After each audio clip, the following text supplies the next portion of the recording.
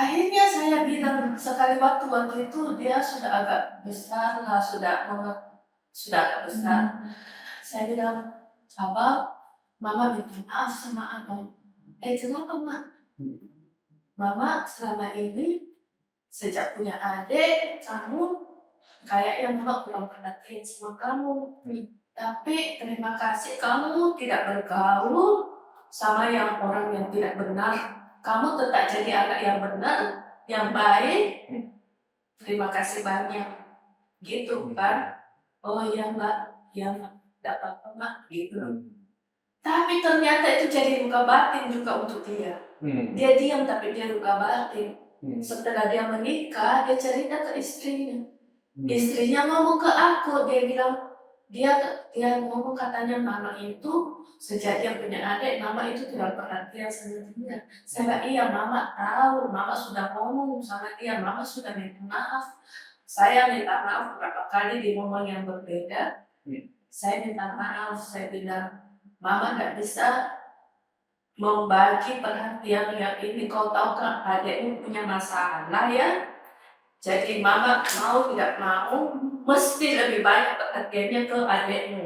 Ya seperti itu saya bilang. Setelah si kembar ada tadi Bu ya? Iya seperti itu kan. Nah di momen masa itu pasti kan aku kegambar sih. Iya. Jadi Bu Heni itu nggak mudah ya di masa itu dengan ngurus 3 anak kecil dengan jarak abang dan si kembar juga nggak jauh gitu. Iya. Kita jalan bersama menjaga jiwa pakai. Assalamualaikum Sobat Camp, kita ketemu lagi di podcast kita episode kelima kali ini. Nah kali ini apa kabar semuanya teman-teman? Semoga senantiasa dalam keadaan sehat dan penuh sukacita. Nah di malam hari ini saya nggak sendirian, saya kedatangan tamu spesial, narasumber yang cukup kita atur waktu. Akhirnya beliau berkenan untuk meluangkan waktu dan berbagi dengan kita di podcast kita kali ini. Nah saya Robert. Malam hari ini saya mau ngenalin salah satu narasumber kita. Selamat malam Bu Eni. Malam. Apa kabar Bu? Baik. Sehat? Sehat. Puji Tuhan. Nah, Bu Eni ini kebetulan teman satu angkatan kita di Cap 26. Kita sambil santai aja Bu ya ngobrolnya. Iya. Gitu. Boleh ceritain sedikit nggak latar belakang tentang Bu Heni ini, kesibukannya mungkin belakangan ini, apa yang Ibu lagi lakukan? Iya. Saya kalau di rumah ya ibu rumah tangga ya. Sekarang ini saya sih cuma ya tinggal sama suami dengan 2 anak kembar saya. Yang besar sudah hidup sendiri ya, maksudnya sudah berkeluarga, sudah mandiri seperti itu. Jadi ya kegiatan saya sih sekarang ya perhatikan anakku dengan suami aja seperti itu. Cuman ya cukup sibuk juga sih di rumah ya. Karena ya si kembar itu dia bawaan lahir itu kena penyakit yang namanya cerebral palsy. Cerebral palsy itu penyakit yang menyerang di otak bagian motorik.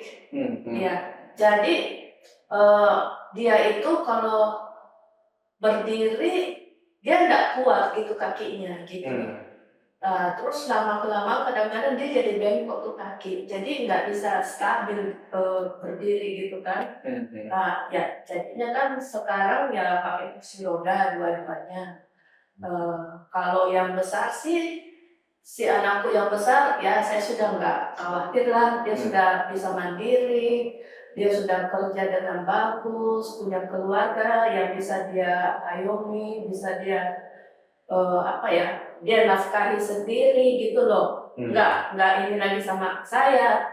Even beli rumah juga, beli mobil dia beli sendiri. Dia nggak mau dibeliin sama kami. Sudah mandiri lah. Iya nggak mau. Kami tawarkan pun dia nggak mau. Katanya uangnya untuk adik aja. Iya, disimpan untuk masa depannya adik gitu. Kebesaran hatinya lumayan ya seorang kakak itu. Iya, iya, iya. Ya soalnya ya dari kecil aku didik, aku bilang kamu itu normal, kamu itu eh, sekolah yang bagus, ya supaya semoga kamu di belakang hari bisa dapat kerja yang bagus, mapan. Terus kalau sekolah juga bukan cuma sekolah, kamu harus punya keterampilan yang lain karena di masa depan itu persaingan kerja itu sangat ketat. Saya sudah mikir jauh ke depan, saya bilang kamu mesti punya keterampilan, makanya mama kasih kamu les. Dikasih les musik, dia nggak suka. Oke, saya kasih les olahraga, nggak suka, ya kan? Udah, ternyata dia passionnya itu masak-memasak.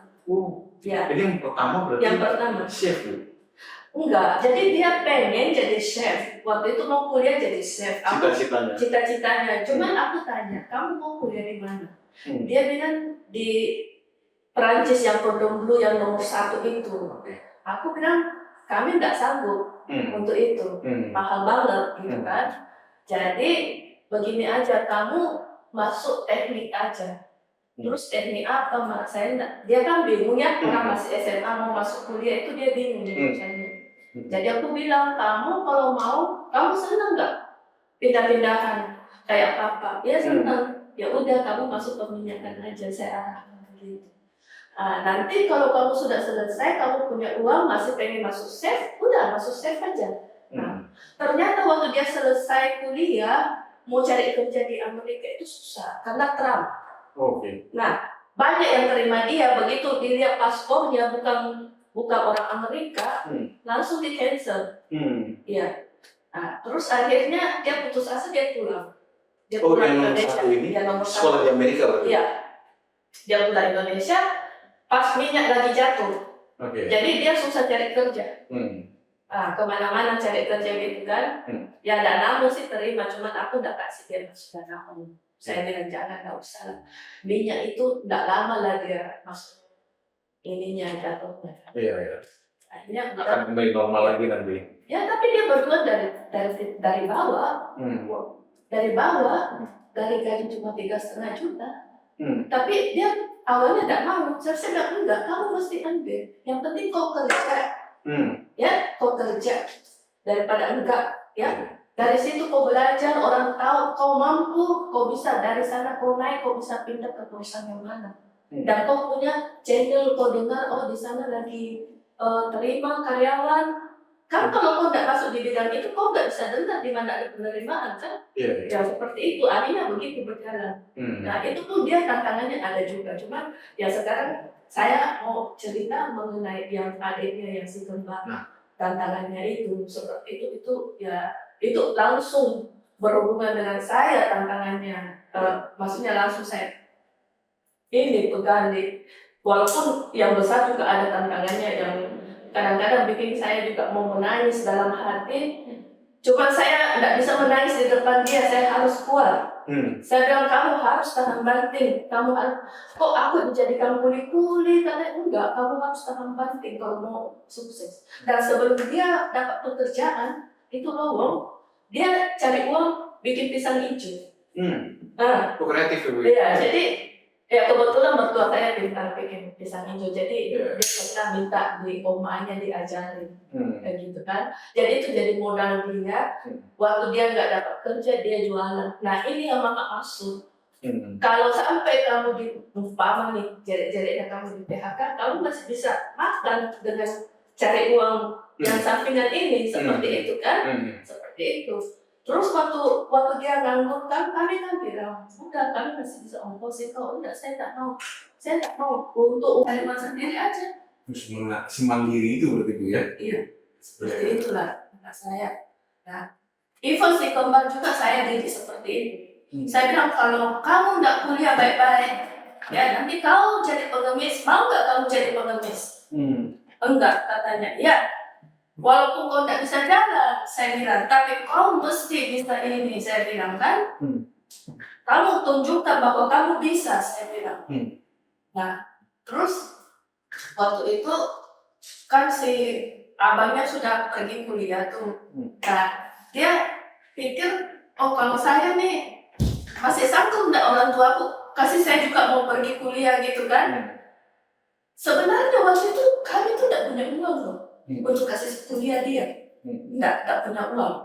Terus saya bilang, dia nggak mau belajar waktu mau tes akhir yang high school itu. Untuk apa saya belajar? Saya belajar, katanya saya nggak bisa, saya mau kuliah ke sana, mama papa nggak sanggup. Saya bilang, saya kasih dia janji surga. Saya bilang, kamu belajar aja, mama kirim kau 2 orang kuliah. Saya bilang begitu, ya kan? Terus udah jadi dia belajar selesai tamat SMA gitu. Nah, saya bilang saya mau bawa anak 2 ini pergi ke Amerika juga kuliah. Terus kata suami saya, uangnya dari mana? Si abang aja belum selesai kuliahnya kan. Terus aku bilang, iya pokoknya Tuhan pasti kasih jalan. Jadi tuh di rekening cuma pas-pasan untuk ongkos itu aja gitu. Terus aku kan nekat, saya bawa dia ke tempat kursus yang IBT kan. Untuk keluar itu kan mesti tes IBT kan. Nah itu ada kursusnya 3 bulan. Kalau anakku yang besar dia tidak perlu kursus, langsung dia tes bisa. Memang yang tempat ini dia normal tapi agak kurang dibanding abangnya gitu loh. Jadi dia harus saya kasih les dia 3 bulan sebelum IBT. Nah itu pun dibayar sama gitu tahun 9 berapa ya, dia masuk itu 2016. Sama itu bayarnya 7,5 juta satu anak untuk les 3 bulan itu. Saya bayar. Kalau itu saya masih sanggup. Saya bayar 2 orang itu. Padahal untuk pergi kuliah itu saya tidak punya uang. Saya percaya Tuhan pasti tolong saya. Gitu. Udah. Sampai terus aku bilang, nanti pas kapan ada tes, masukin anak saya tes. Udah, dia tes. Tahu nggak, yang satu mepet angkanya pas di standar yang diminta IBT-nya. Yang satu malah kurang 1 angka. 1 poin kurang, cuma bapaknya sudah bilang, oh dia tidak bisa lulus ini, kena kurang dari itu. Oh tidak, kita daftar aja, saya bilang. Kan cuma 1 poin, kita daftar aja. Saya yakin Tuhan pasti tolong, saya bilang. Saya daftar tuh anak 2, kayak ada uang aja. Saya daftar gitu. Pas terakhir mau pembayaran, bapaknya dipindah tugas. Pindah tugas ke Sumatera, dari Jakarta ke Sumatera. Dapat uang pindah. Itu uang pindahnya saya bawa untuk sekolah anak 2 ini pas-pas. Benar-benar pas itu ongkosnya. Tuhan benar-benar atur. Si kembali berarti juga Iya. Amerika ya? Iya, saya bawa ke Houston. Karena kami itu dulu seringnya ke Houston. Jadi Houston itu bagi kami sudah familiar banget, dan saya punya banyak teman di situ. Kayak kamu pengalaman. Ya, kayak kampung kedua kami. Ya, karena kami si kembar itu dia TK di sana sampai kelas 4 di Houston. Jadi bahasa ibunya dia itu bahasa Inggris. Di rumah pun dia ngomong berdua pakai bahasa Inggris. Ya, jadi kalau saya sih sama dia, saya pakai bahasa Indonesia, dia tetap bisa. Dan dia sudah berapa tahun di sini dengan dia punya helper bahasa Indonesia, udah lumayan, sudah bisa gitu ya. Ya seperti itu. Jadi ya perjuangannya sih naik-naik turun ya. Ya saya ini nggak beraturan ininya, saya lagi kepikiran lagi waktu dia TK di sana yang suamiku 4,5 tahun ditugaskan di situ ya. Di situ kan kita masuk public school. Public school itu di sana itu dia ya enaknya diantar jemput. Jadi ada bus khusus untuk special need. Dia jemput depan rumah kami, terus nanti diantar depan rumah kami. Jadi saya itu nyaman banget. Saya nggak terlalu merasa sangat repot sekali waktu itu. Terus di sana ada dia terapisnya, di sekolah ada terapisnya. Selain di sekolah, kami juga bawa ke tempat terapi seminggu 2 kali kalau nggak salah. Itu waktu di sana itu dia sudah bagus, sudah bisa jalan pakai walker.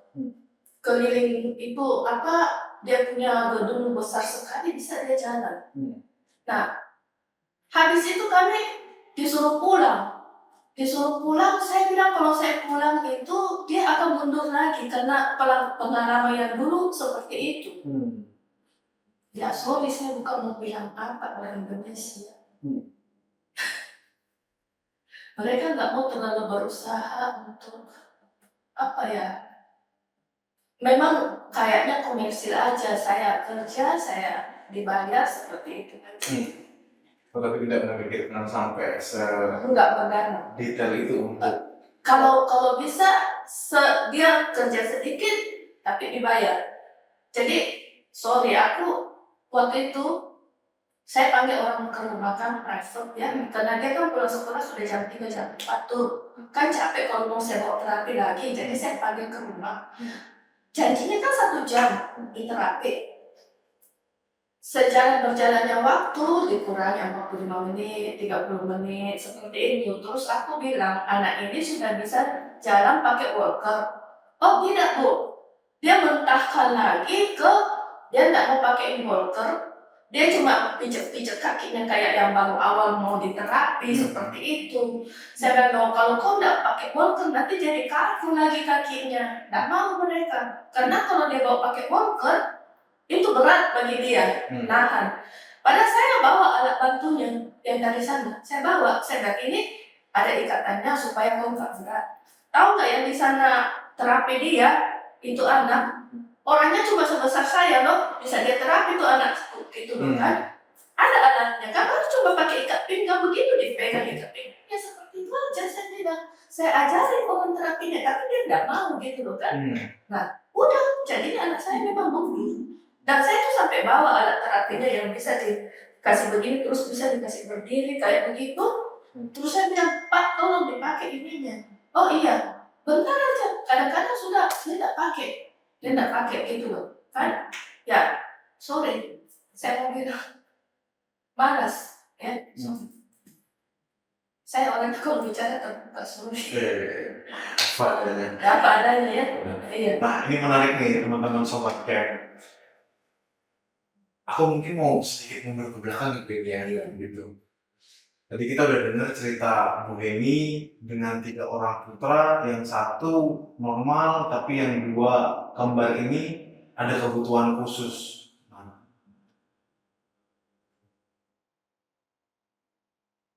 Si kakak sama si kembar ini jarak berapa tahun? 3 tahun. 3 tahun. Iya. Berarti kan nggak terlalu jauh ya Bu ya? Enggak. Gitu. Iya benar. Nah ketika si kembar ini ibu tahu pada akhirnya ada kebutuhan khusus nih. Apa tuh momen awalnya? Iya, jadi waktu itu kebetulan kami juga lagi di Amerika. Bapaknya tugas 8 bulan di kota kecil lah di California namanya Bakersfield itu kan. Nah dia itu 14 bulan belum bisa jalan. Terus teman-teman yang kasih tahu kayaknya itu ada something wrong gitu loh. Padahal kalau aku pikir kegendutan badan karena si abangnya dulu juga seperti itu, lambat jalannya gitu. Nah karena dikasih tahu sama teman bahwa seperti ada sesuatu yang salah, jadi saya bawa ke dokter cek, di refer ke dokter sarafnya cek, ternyata anak saya memang pegang botol susu pun nggak bisa, balik badan pun nggak bisa, dan saya tidak sadar, tidak ngeh bahwa anak saya tidak bisa begitu. Saking sibuknya saya mengurus 3 anak, yang besar baru 4 tahun, yang kecil ini yang si kembar ya baru setahunan lah seperti itu kan. Jadi ya saya kerjain sendiri untuk 3 anak yang masih kecil. Ya jadi perhatiannya saya jadi kurang teliti seperti itu. Nah tapi ya puji Tuhan 3 bulan sebelum kami pulang udahlah kami terapi intensif gitu ya. Dan akhirnya dia sudah bisa balik-balik badannya seperti itu. Jadi ibu sendiri berarti ya? Tanpa Sendiri. bantuan baby sister? Nggak ada, di situ mahal. Kita mau pakai orang kerja rumah tangga aja mahal kan, hitungannya per jam kan, kita nggak sanggup. Kalau yang namanya kita kan dikirim kantor ya, memang dikasih ongkos hidup, Hmm. tapi ya nggak sampai seperti ya kami bisa begitu ya. Jadi ya saya berusaha tangani sendiri. Awalnya saya itu nggak mau berangkat loh. Saya nggak mau berangkat, jadi ceritanya waktu mau berangkat, waktu itu saya belum tahu anak saya nih sakit begini. Si kembar. Si kembar, belum. Jadi waktu itu si kembar baru 11 bulan kan. Belum saya tahu. Cuma saya pikir anak saya si kembar 2 masih 11 bulan. Abangnya baru 4 tahunan. Gimana caranya saya ngurus anak 3 gitu loh kan. Nah, terus saya mau bawa adik saya. Itu adik saya sampai dia itu keluar kerja dari Danamon. Pada waktu itu orang di PHK, dia nggak di PHK.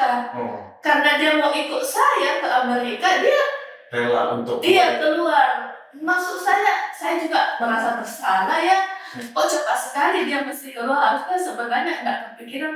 Harusnya dia minta cuti dulu. Gitu kan. Saya sama sekali nggak sangka bahwa visanya dia nggak keluar. Gitu loh. Jadi kami sekeluarga kan keluar visanya karena kan disupport dari kantor kan. Nah, terus saya pikir pastilah saya bawa dia kan ke embassy gitu. Nggak keluar visanya. Terus saya tanya, kenapa nggak keluar? Dia bilang, siapa yang sponsor? Terus suamiku bilang, saya yang sponsor dia kan. Apa katanya orang embassy? Kalau aja disponsor sama company, gimana kamu sponsor dia? Gitu loh. Oh benar juga. itu dengan posisi adik udah resign dari dalam. Sudah resign gitu loh. Aku merasa bersalah. Aku merasa berat juga ini pergi gitu loh kan. Aduh, aku di situ saya stres. Di situ saya sudah stres gitu loh. Saya bilang mikir berapa malam nggak tidur. Aku bilang sama suami, udahlah kau pergi sendiri lah. Aku nggak sanggup. Cuma saya pikir 8 bulan dia pergi sendiri. Aku juga 8 bulan di situ terus. Akhirnya sekali waktu tetangga depan rumah saya, dia agama Katolik juga. Tapi dia orang yang sangat mendalam di Katolik. Dia awalnya dari Muslim, dia pindah ke Katolik. Tapi dia jadinya lebih dari kita. Dia itu bisa berkomunikasi sama Tuhan. Terus dia telepon saya, Henny, kamu mesti berangkat. Saya nggak sanggup mbak, 3 anak kecil, si kembar lagi. Saya bilang, saya nggak sanggup. Kamu pasti sanggup. Oh gitu ya mbak. Iya, kamu pasti sanggup. Pergi kamu berangkat. Itu suami mesti. Oh. Jadi ibu pergi, akhirnya dari temen adik nggak jadi ikut ya? Enggak jadi ikut adik. Terus karena dia mau begitu kok aku percaya. Langsung aku ikut. Saya siap-siap barang saya ikut. Dengan anakku 3 saya pokoknya nekat juga pergi. Dan puji Tuhan bisa kok saya atasi sampai pulang. Ya, itu berapa lama waktu itu? 8 bulan. Oh, di 8 bulan ibu ngurusi kakak yang nomor 1 dan si kembar ini. Iya. Tanpa bantuan baby sister, tanpa bantuan siapapun gitu. Tapi kakaknya membantu saya. Anakku yang besar jadi mandiri karena dari kecil saya minta tolong untuk ngurus adiknya. Jadi saya minta tolong untuk kasih makan adiknya sambil saya masakin makanan. Nah selesai dia kasih makan adiknya, dia suapin, terus dia lagi yang makan seperti itu. Berarti luar biasa juga si kakak yang nomor 1 ya. Iya. Tapi pernah ada ini nggak sih, maksudnya dari nomor 1 protes gitu? Nah, dia nggak pernah protes. Dia itu ya, anaknya sebelum punya adik dia ceria banget. Jadi dia itu super. Dibawa kemana cuma sebentar udah berteman kan. Nah, sejak punya adik, akhirnya saya perhatikan nih anak. Loh, kok kayaknya dia berubah sangat. Jadi pendiam. Aku jadi merasa berdosa besar gitu loh. Akhirnya saya bilang sekali waktu itu dia sudah agak besar lah, sudah agak besar. Saya bilang, Abang, Mama minta maaf sama Abang. Kenapa Mak? Mama selama ini sejak punya adik, kamu kayaknya Mama kurang perhatian sama kamu. Tapi terima kasih kamu tidak bergaul sama orang yang tidak benar. Kamu tetap jadi anak yang benar, yang baik. terima kasih banyak gitu kan. Oh iya mbak, iya mbak, tidak apa-apa mbak gitu. Tapi ternyata itu jadi luka batin juga untuk dia. Dia diam tapi dia luka batin. Setelah dia menikah, dia cerita ke istrinya. Istrinya ngomong ke aku, dia bilang, dia ngomong katanya mama itu sejak dia punya adik, mama itu tidak perhatian sama dia. Saya bilang, iya mama tahu, mama sudah ngomong sama dia, mama sudah minta maaf. Saya minta maaf beberapa kali di momen yang berbeda. Saya minta maaf, saya bilang, mama nggak bisa membagi perhatian yang ini. Kau tahu kan adikmu punya masalah ya. Jadi mama mau tidak mau mesti lebih banyak perhatiannya ke adikmu. Ya seperti itu saya bilang. Setelah si kembar ada tadi Bu ya. Iya seperti itu kan. Nah di momen masa itu pasti kan aku kegambar sih. Iya. Jadi Bu Heni itu nggak mudah ya di masa itu dengan ngurus 3 anak kecil dengan jarak abang dan si kembar juga nggak jauh gitu. Iya. Ibu pernah nggak sih kepikiran untuk marah, menyalahkan Tuhan? Ada. Sekali waktu pada saat saya sudah sangat ada berapa kali seperti itu. Kadang-kadang aku marah, Tuhan, kenapa saya harus mengalami ini? Kenapa temanku yang itu ya sudah uangnya banyak, anaknya bagus-bagus, cantik-cantik, pinter-pinter, kayak seperti itu. Kenapa saya harus seperti ini? Apa maksudnya Tuhan di balik ini? Gitu loh kan. Apa yang kurang, barangkali saya kurang beriman, kurang banyak berdoa, seperti begitu kan. Ya memang kadang-kadang saya juga memang malas berdoa, seperti itu saya bilang. Nah, tapi habis saya momen-momen marah-marah seperti itu, saya lama-lama Tuhan maaf ya Tuhan, tadi saya marah-marah, maaf ya. Udah saya sudah lega, setelah saya marah-marah saya lega gitu. Terus pernah lagi sekali waktu sangat berat, entah saya sudah lupa masalah apa, saya sangat berat. Itu benar-benar saya naik saya punya meja doa. Saya punya di rumah. Saya punya meja doa sudah lama, sudah tua. Dimanapun saya tinggal, saya pasti ada meja doa seperti itu. Jadi saya naik di meja doa. Saya ada salib, ada apa semua. Benar-benar saya nangis di situ. Saya terlungkup, saya nangis. Saya bilang Tuhan, karena saya sudah tidak sanggup, Tuhan tolong jangan lagi ditambah, saya punya beban, saya bilang itu tolong. Di sini saya sudah tidak sanggup, dan memang Tuhan berhenti di sana, tidak menambah lagi ya. Karena anak saya ini selain tidak bisa jalan, dia itu kesehatannya tinggi, bentar-bentar sakit, seperti itu. Masuk ke rumah sakit itu langganan, ya. Tapi puji Tuhan kan semua Tuhan masih ditampung kantong ya, seperti itu. Jadi pada saat itu saya nangis, habis itu saya doa rosario. Doa rosarionya itu, saya waktu itu punya yang buku. Di buku itu, dia doa rosarionya itu setiap hari beda-beda. Ada yang penyelamatan, kalau kita kan yang di kertas itu cuma 4 macam. Ini dia 7 macam, 7 hari 7 macam gitu kan. Terus per satu peristiwa dengan ayat anunya itu yang 10 itu semua ada ayatnya. Ada sekali waktu di peristiwa penyelamatan hari Kamis atau hari apa itu yang anunya doa rosarionya, saya lupa bawa bukunya pada selesai. Jadi di ayat ke apa? Jadi yang ceritanya ada yang perempuan pendarahan berapa puluh tahun itu kan, terus dia sembuh kan. Nah terus ada orang ahli Taurat atau apa yang bilang ini dia kenapa sakit ini? Apa karena dia yang berdosa, orang tuanya berdosa, leluhurnya berdosa sampai dia kena seperti itu. Nah, kata-kata ini saya sering alami. Jadi waktu anakku TK di Sumatera di sekolah Katolik Santo Yosef, kan saya tungguin anak saya waktu itu di sana TK waktu itu. Terus ada ibu-ibu, sorry, dia Kristen. Terus dia bilang, mau nggak didoain anakmu? Ya saya mau dong, saya nggak milih-milih siapa yang mau doain aku, ya saya welcome, ya kan? Terima kasih, saya bilang. Terus, oke, nanti saya ke rumahmu, saya kasih alamat rumah saya kan.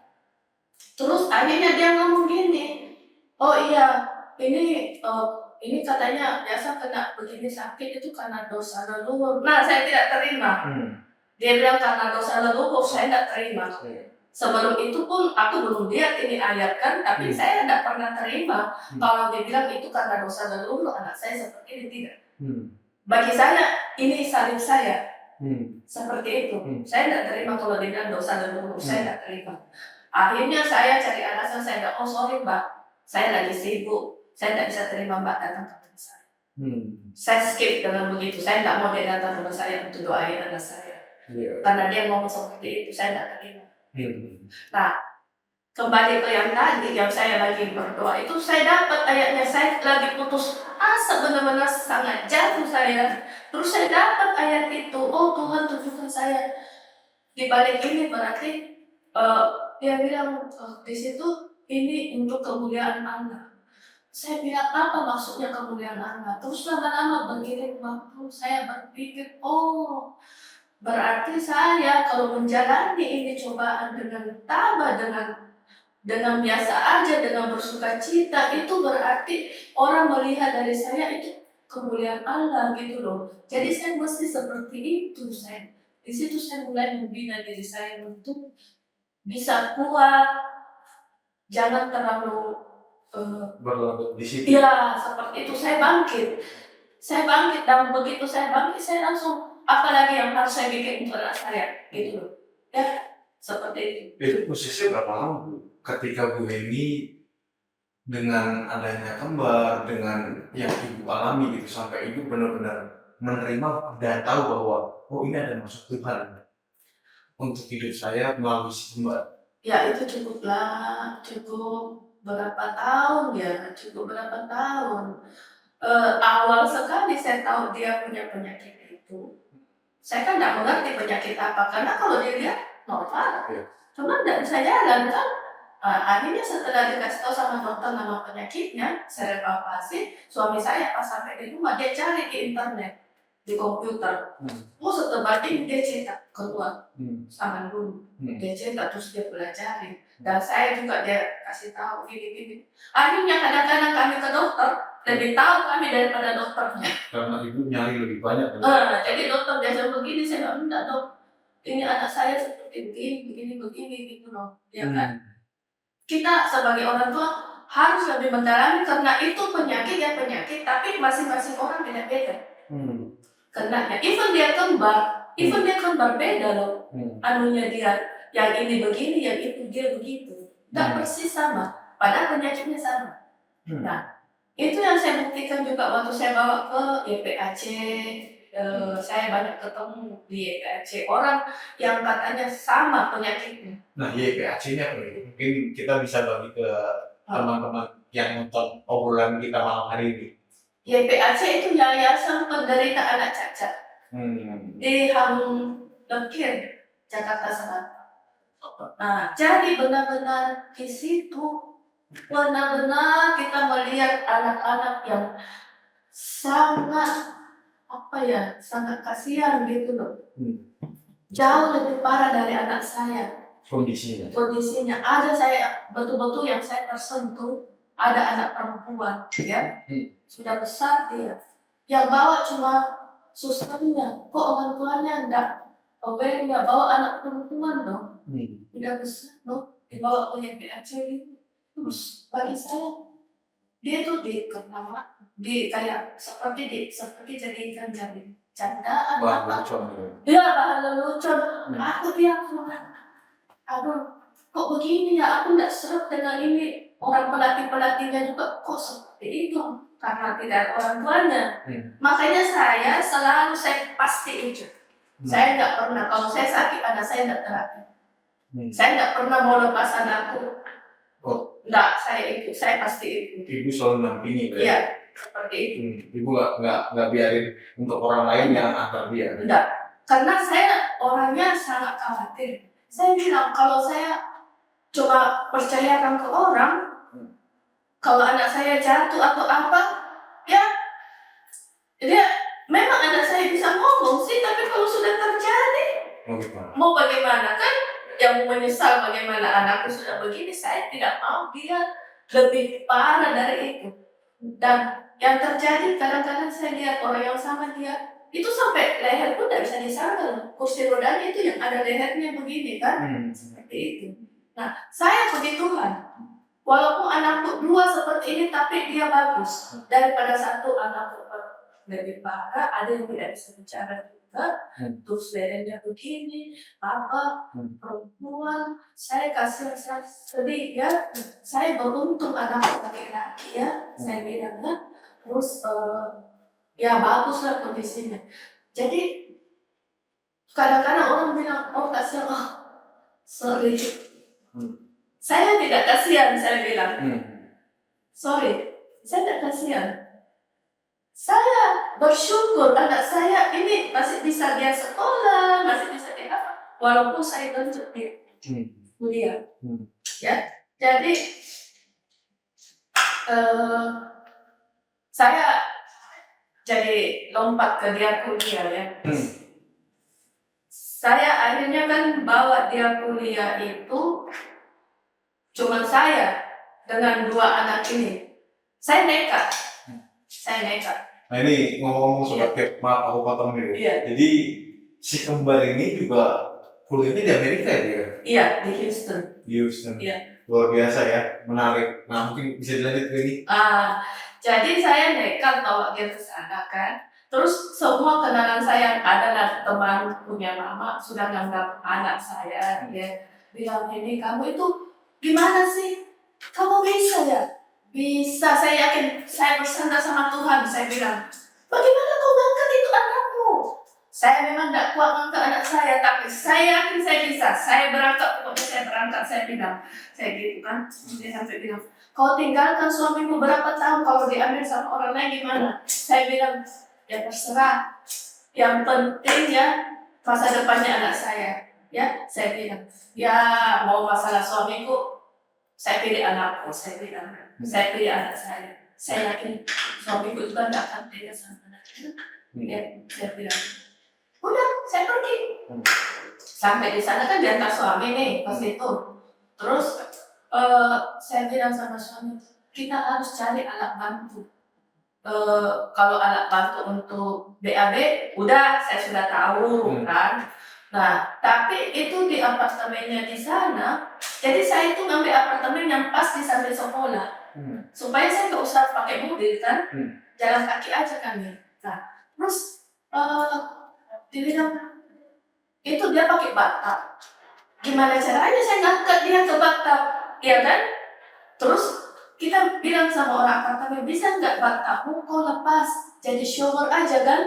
Nah, terus dia bilang nggak bisa.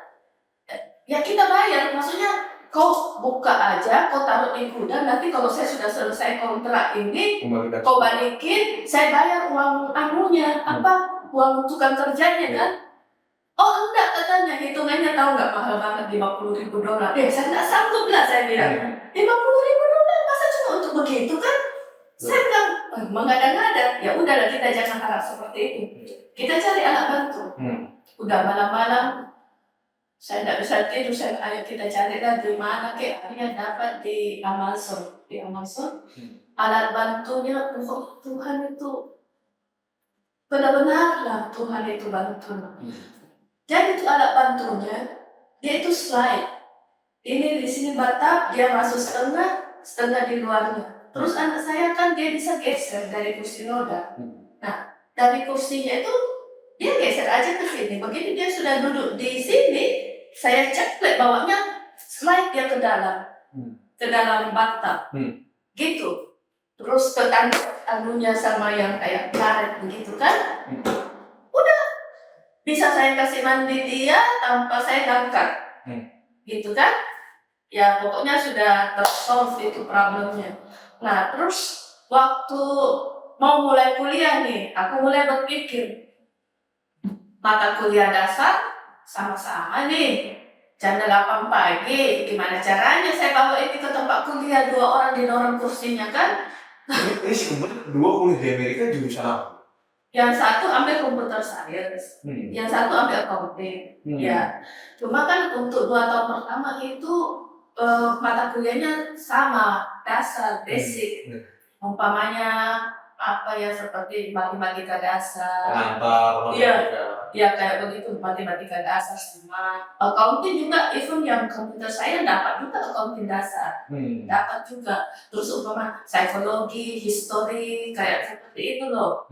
Ya kayak civil, apa kalau di sini kayak kenegaraan, tata negara begitu, civil apa kayak gitu kan, seperti itulah.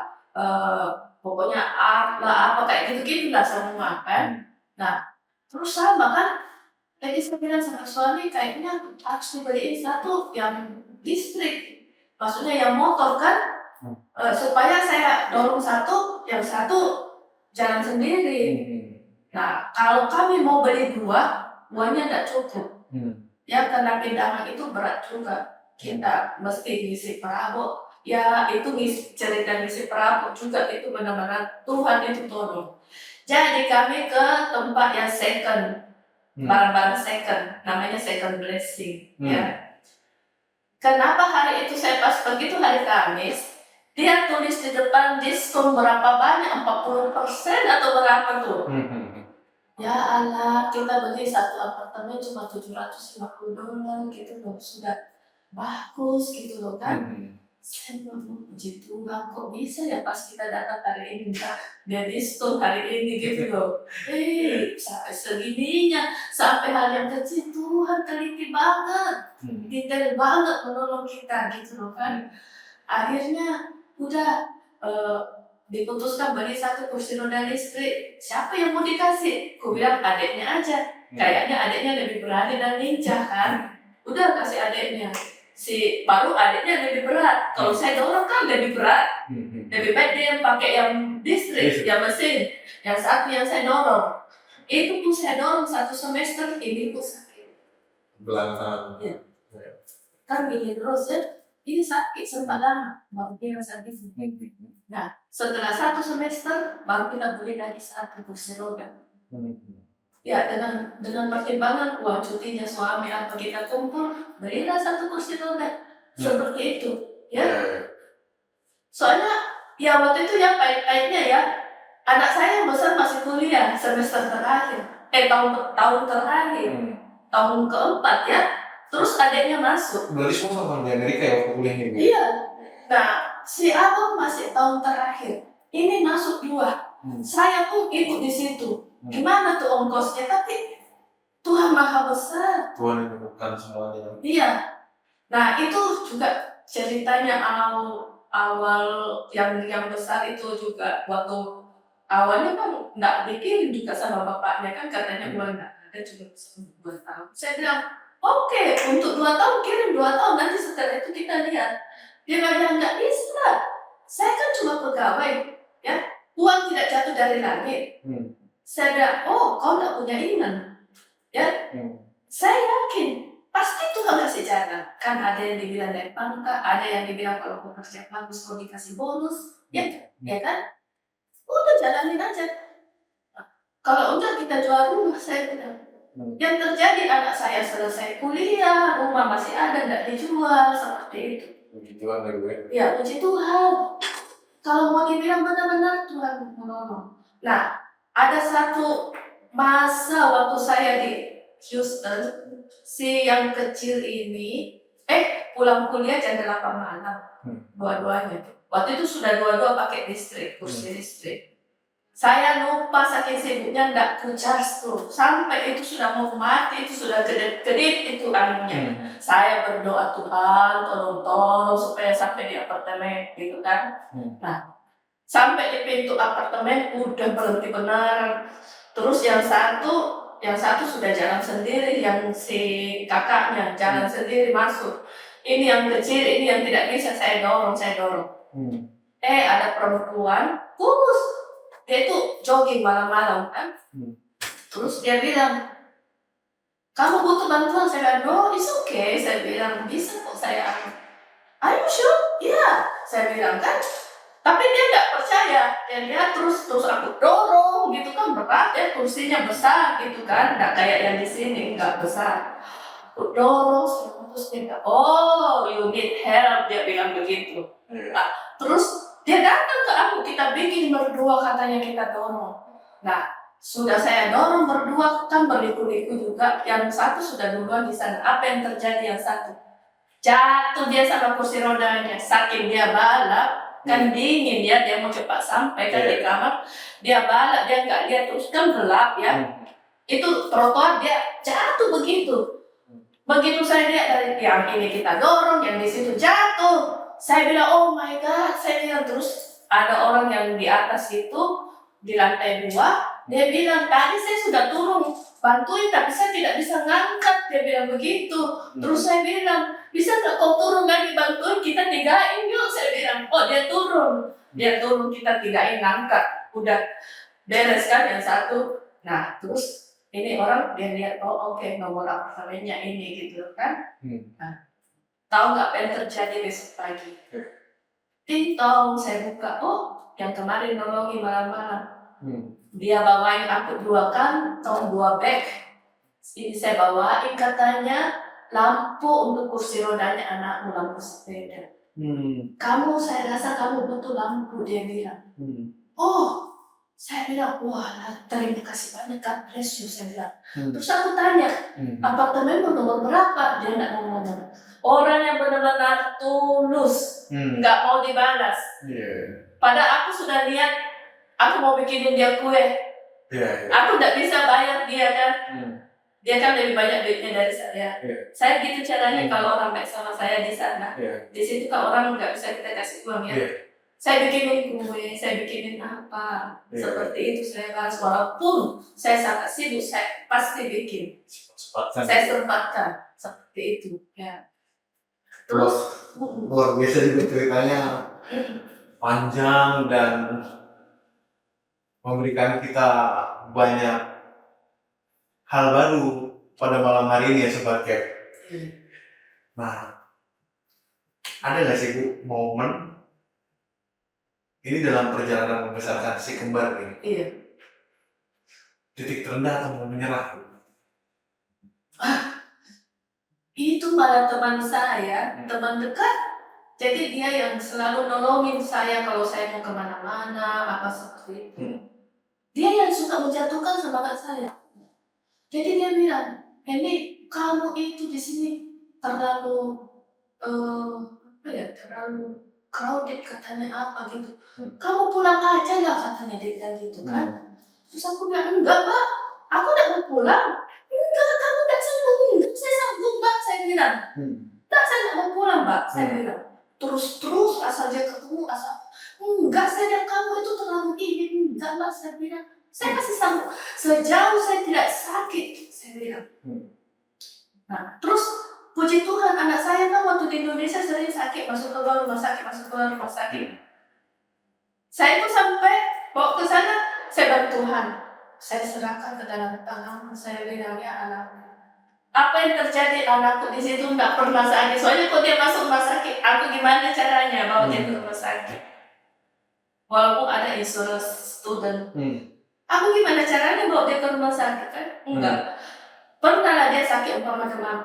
Kalau di Indonesia dia demam langsung 40 derajat, langsung naik, langsung ke rumah sakit, dia pernah step. Karena demamnya sampai 40 itu. Ya, oh oke. Mengenai step aku jadi ingat si Emmanuel. Ini yang kedua, yang kakak. Dia pernah mati suri. Iya. Jadi waktu itu umurnya sekitar 5 tahun. Saya itu sudah di Depok waktu itu bawa mereka untuk terapi. Ya suami kan di Sumatera ya, cari uang.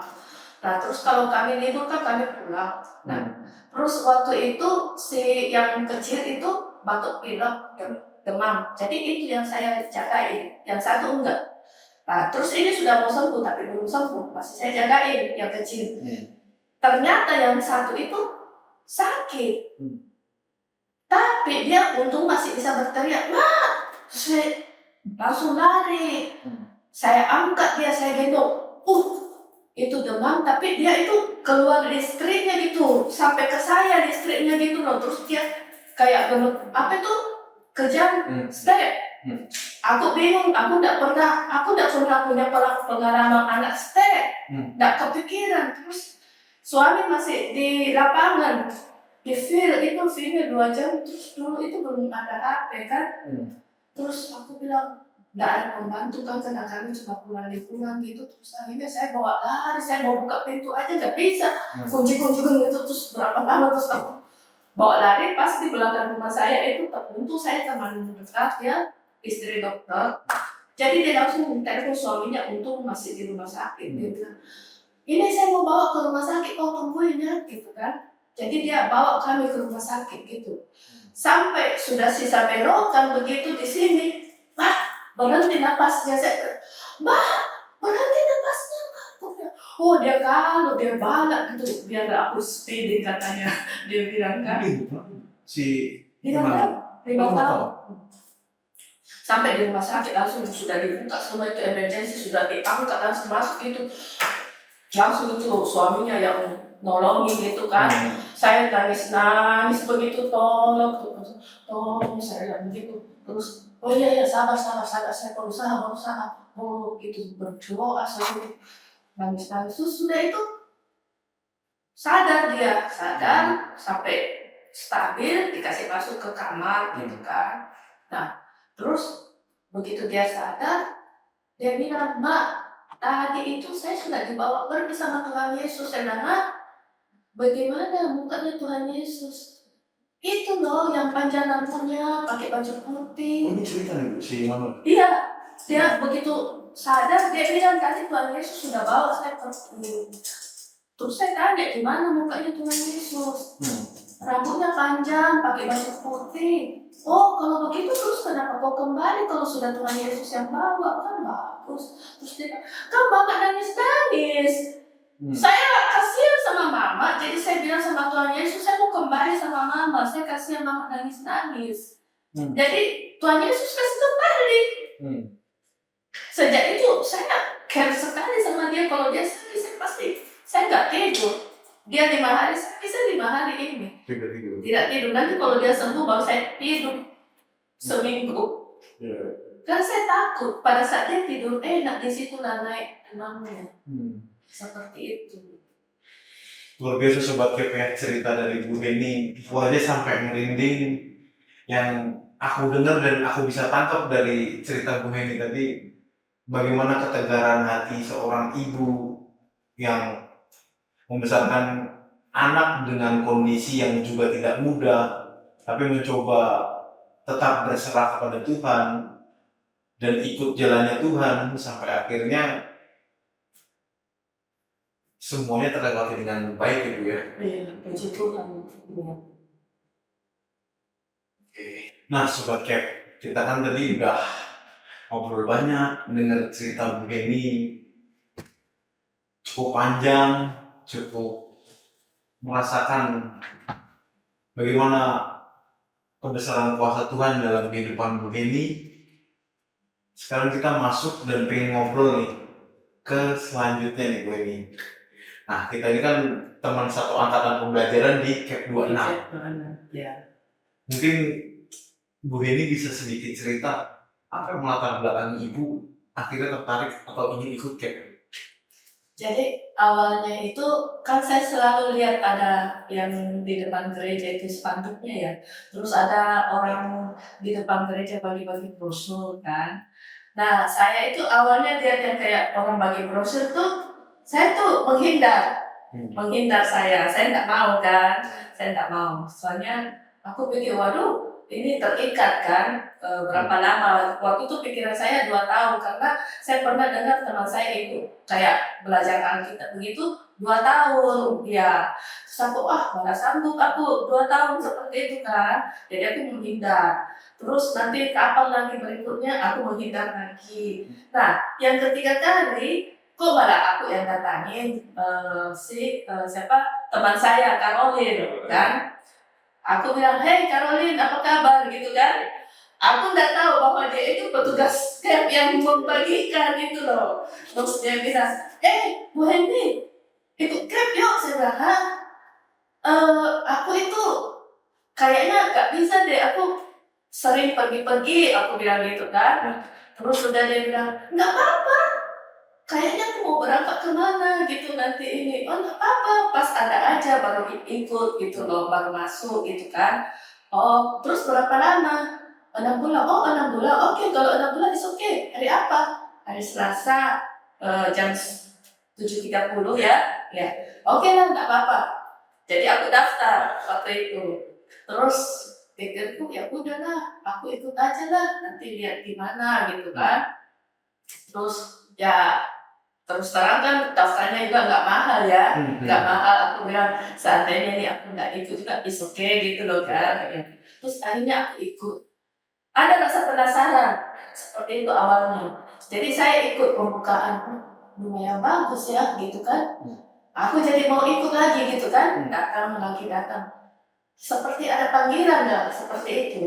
Cuman memang ya saya agak banyak yang nggak datangnya, memang kayak ada aja, ya ada aja halangan saya seperti itu kan. Tapi kalau saya lagi ada di Jakarta, saya pasti datang seperti itu. Jadi ya begitu akhirnya bergulir sampai selesai juga. Apa nih yang paling Bu Heni ingat atau berkesan? Mungkin di sesi pengajaran atau ada momen apa tuh ketika jadi peserta di CAP 26 waktu itu? Iya, yang saya lupa waktu itu topiknya apa. Terus sekali waktu itu orang kan pada naik, siapa yang mau sharing gitu kan. Saya termasuk orang yang gugup, saya rasa kalau mau di depan seperti itu kan. Tapi saya entah sekali itu, saya kok kayak dorongannya kuat gitu untuk naik sharing. Tapi aku gemetar nih, dingin kaki saya apa semua dingin loh. Aku diam kayak begini, naik enggak. Tapi aku bilang kalau saya nggak naik, kayaknya Tuhan yang mendorong saya. Kalau saya tidak naik nanti Tuhan marah. Saya jadi takut sama Tuhan gitu loh. Oh biarlah saya gemetar di atas lah, nanti lihatlah apa yang terjadi di atas. Terus aku naik gitu kan, itu siang waktu itu ya. Kok ngalir aja tuh bicara, padahal aku nggak pernah bicara di depan umum seperti itu, Di orang banyak. nggak pernah. Terus aku kok tenang aja, nggak ada bilang saya sampai bagaimana, enggak, ngomong aja biasa, udah sampai selesai gitu. Oh ternyata begitu. Nah setelah itu saya lega, karena saya merasa saya memenuhi kemauannya Tuhan untuk saya bersaksi seperti itu. Akhirnya Ibu ada kelegaan setelah kalau Ibu berpikir dengan Seandainya saya tidak naik itu hari, saya pasti akan ada penyesalan sampai kapan sih. Iya. Seperti itu. Dan akhirnya yang membuat Ibu berani untuk cerita, kayak mungkin salah satunya dorongan aku di sini ya. Saya rasa, pokoknya dorongannya kuat. Dan saya tahu itu dari atas, dari Tuhan. Terus saya bilang kalau saya tidak mau naik karena saya takut dengan diri sendiri, saya kayaknya harus lebih takut sama Tuhan seperti itu. Iya. Yang akhirnya juga setelah Ibu berbagi, Iya. ada Ada kelegaan. kelegaan. Iya, dan saya tahu Tuhan dampingi saya. Apa yang saya ucapkan Tuhan buat Tuhan. Saya berdoa dalam hati, tolong bimbing saya Tuhan, apa yang mesti saya ucapkan. Seperti ini sekarang, saya juga berdoa tadi. Tuhan bimbing apa yang harus saya ucapkan. Yang Tuhan mau saya sampaikan ke teman-teman semua. Luar biasa cerita Bu Heni, teman-teman sobat CAP semuanya. Nah, di momen ketika kan setelah kita belajar, ada kita mempraktekkan dari apa yang kita pelajari dengan kunjungan ke rumah dan tampil. Iya. Dari dua kunjungan ini, ada yang berkesan buat Bu Heni? Ada. Waktu kunjungan panti ya, ada satu yang di panti itu masih muda, saya tuh kaget. Umurnya masih 58 tahun. Terus dia masuk panti gitu kan. Terus adiknya cerita, punya cerita, katanya dia di keluarganya karena nggak berkeluarga kah atau apa seperti itu. Terus saya pikir kok kalau orang masih muda, dia sebenarnya nggak apa-apa barangkali, terus dikirim ke panti kok jadi kesehatannya kayak agak bagaimana gitu. Terus aku bilang, waduh, nggak tahu ya, aku kayak Tuhan tolong saya nggak tahu bagaimana masa depan saya gitu aja. Nah, Ketika ingat itu ya. iya, aku lihat itu orang-orang di sana kok kasihan gitu toh. Ya udahlah, Tuhan tolong saya supaya ya bagaimana lah, jangan sampai kayak ya bagaimana ya, jangan sampai nanti aku saya dikeluarkan atau bagaimana ya. Iya. Kayak begitu. Nah, kita udah cukup panjang ngobrol dengan Bu Heni, banyak hal yang bisa kita dapat dari perjalanan beliau, cerita tentang bagaimana membesarkan ketiga orang anaknya dengan dua yang kembar cukup membutuhkan perhatian dan ekstra. Terima kasih untuk sharing yang memuatkan kita semua Bu Heni. Iya, sama-sama dengan senang hati. Ya. Nah, kan kemarin ini balik ke kita cap kemarin Bu, di Bisa Pembuka. Iya. Kita kan udah sampai di Bisa Pembuka ke angkatan yang 27. Iya. Gimana kemarin Ibu melihat euforianya atau apa yang Ibu rasakan di Bisa Pembuka kemarin Bu? Ya, yang saya rasakan itu kemarin itu sangat gembira gitu, ceria, gembira, vibes-nya itu kayak positif banget di mana-mana gitu loh kan. Kayaknya happy, nggak ada yang tidak happy ya. Peserta happy, panitia semua happy, even romonya juga sangat happy. Nggak pernah aku lihat romo happy itu. Sangat happy, senang semua, gembira, senang. Itu bagus banget. Saya orang termasuk yang perfeksionis. Bagi saya itu sangat perfect. Nggak ada yang kurang di mata saya. Ya, Puji Tuhan. begitu.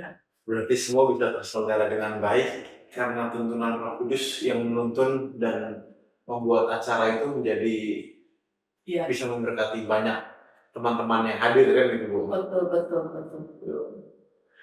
Nah, jadi tetap semangat untuk teman-teman CAP 27 yang nanti akan memulai kelas di Selasa pertama gitu. Nah, mungkin ada tips Bu untuk teman-teman peserta 27 nanti dari Iya. Bu Heni. Ya, kalau pesan saya, kita kalau bisa, itu tantangan pasti ada. Terus ya dalam 6 bulan itu ya cukuplah banyak tantangannya. Tapi bagi saya, kita itu sudah memulai, kita mengakhiri, kita sampai finish itu seperti kita mengikuti contoh Tuhan Yesus. Tuhan Yesus itu dia sampai finish, semenderita apapun di finishin sampai di kayu salib. Pokoknya apa yang dikehendaki oleh Bapaknya di surga dia lakukan sampai selesai, sampai finish, semenderita apapun. Apalah kita ini tidak akan menderita seperti itu kan? Paling cobanya bagaimana gitu loh kan, ya semoga kita bisa dengan kuat tantangannya begitu, cobaannya semua bisa kita halau begitu ya, Semoga nanti bisa sampai di ujung di finish, di retus kan gitu. ya di retus gitu loh. Iya. Segitu aja. Siap. Terima kasih banyak. Sukses untuk semua peserta CAP 27. Thank you. Iya. Terima kasih. Nah, Iya. terima kasih banyak nih Bu Heni untuk waktunya. Iya. Terima kasih juga untuk sharing yang jujur dan menguatkan. Terima kasih. Semoga ini bisa menjadi berkat, bukan hanya kita teman-teman CAP, tetapi berkat bagi banyak orang yang menonton obrolan kita pada malam hari ini. Iya. Amin. Terima kasih. Terima kasih sama-sama. Sehat-sehat buat ibu dan keluarga. Amin. Iya. Sehat untuk kita semua. Sehat untuk kita semua. Tuhan memberkati. Tuhan memberkati. Sampai ketemu di podcast kita selanjutnya. Dah. podcast